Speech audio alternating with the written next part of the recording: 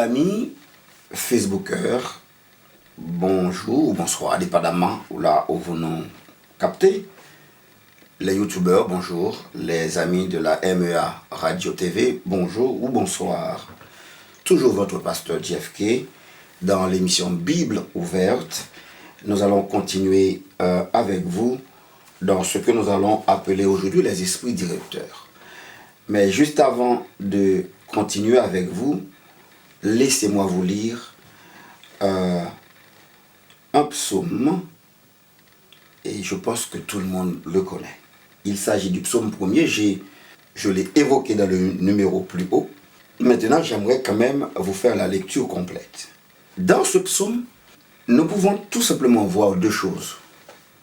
Il y a deux voies, il y a deux destinées. Je disais deux voies, deux destinées. Il y a la voie des justes et il y a la voie des méchants. Heureux l'homme qui ne marche pas selon le conseil des méchants, qui ne s'arrête pas sur la voie des pécheurs et qui ne s'assied pas dans la compagnie des moqueurs, mais trouvant donc son plaisir dans la loi de l'Éternel, la méditant jour et nuit. Il est comme un arbre planté près d'un courant d'eau, donnant donc son fruit en sa saison, et dont le feuillage ne se flétrit point. Ce qu'il fait lui réussit. Il en est donc pas ainsi pour les méchants. Ils sont comme la paille que le vent dissipe.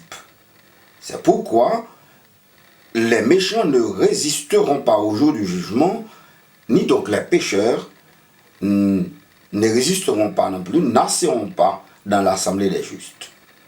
Car l'Éternel connaît la voie des justes. Et il connaît aussi la voie des moqueurs ou des pécheurs. Mais il est une chose qui est sûre, la voie des pécheurs mène à la ruine. Voici ce texte que j'ai voulu lire pour vous en guise d'introduction à ce que je vais appeler l'esprit directeur. C'était tout simplement pour faire comprendre à chacun de nous qu'il y a en effet deux voies.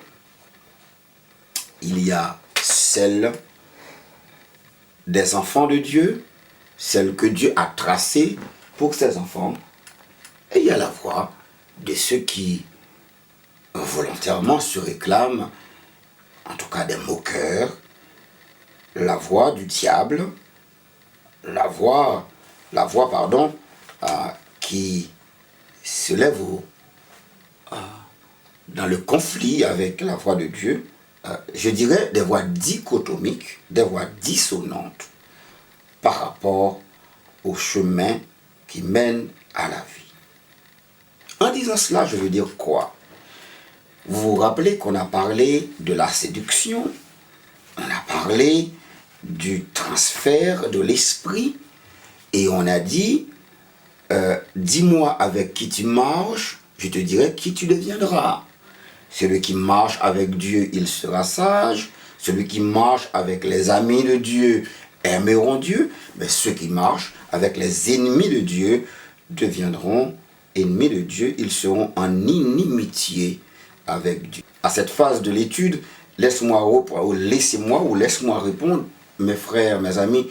Nous nous tutoyons, vous voyons comme vous voulez. Donc, il n'y a pas de problème, pas de problème entre nous. On nous dit que, on retourne sous texte Amos, le prophète Amos, au chapitre 3, le verset 3, qui dit que, est-ce que des mouns qui pas météo d'accord qu'à marcher ensemble? En substance, Dieu demande si deux hommes peuvent entretenir une relation ou une communion chrétienne harmonieuse s'ils ne sont pas animés s'ils sont animés d'un esprit différent dans leur comportement, dans leur foi, dans leur vision, dans leur moralité, dans leur éthique. Je le disais tout à l'heure.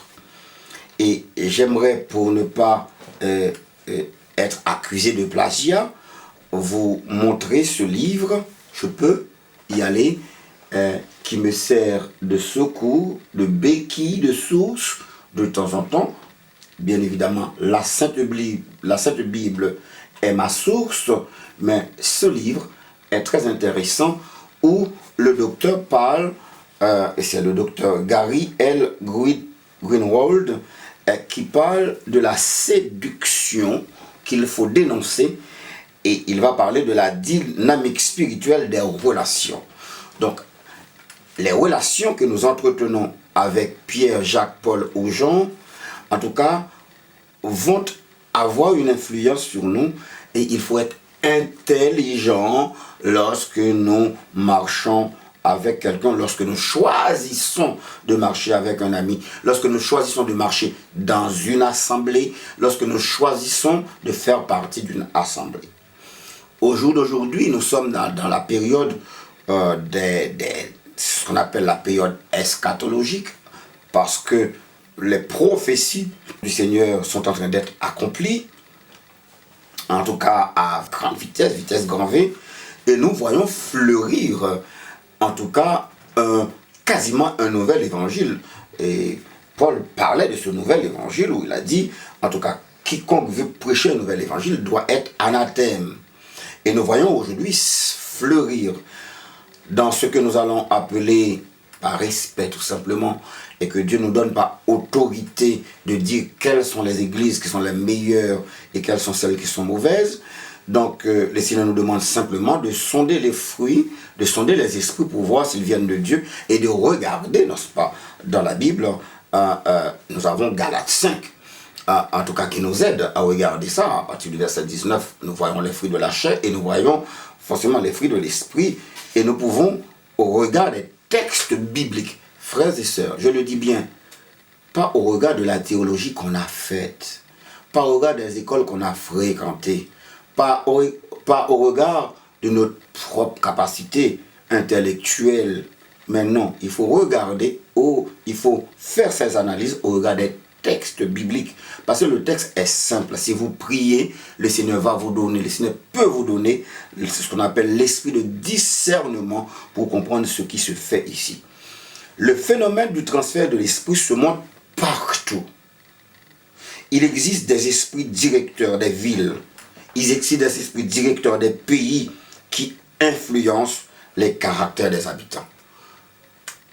Vous qui êtes en Haïti, je ne connais pas les autres villes, je suis en France, mais quand vous allez sur le rond-point, quand vous allez sur les Champs-Élysées, le haut des Champs-Élysées, vous allez arriver à ce qu'on appelle l'Arc de Triomphe, n'est-ce pas? Ah ben, là, vous avez la flamme du soldat inconnu qui est là.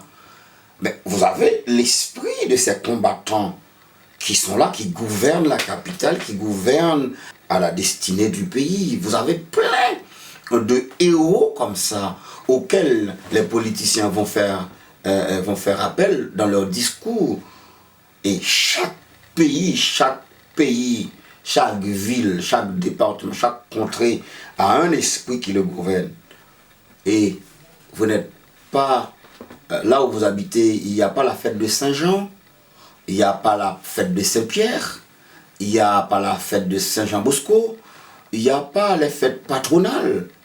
Eh bien, ce sont, forcément, réveillez-vous, ouvrez vos yeux, ce sont des esprits qui gouvernent ces quartiers, ces villes et ces pays.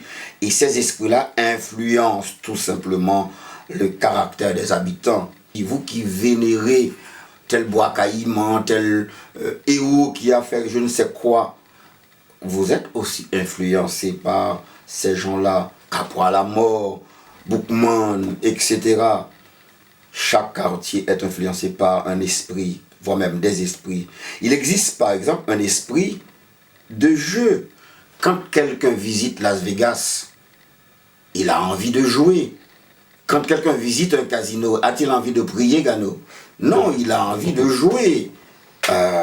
Donc il y a cet esprit qui est là. Quand quelqu'un va dans une boîte de nuit, a-t-il envie de se poser sur une chaise et de dormir et d'attendre? Non, il a envie de danser, il a envie de boire, il a envie, je ne sais pas, de se droguer. Parce qu'il y a des esprits qui gouvernent, ce sont des esprits qui ont la présidence de ces lieux.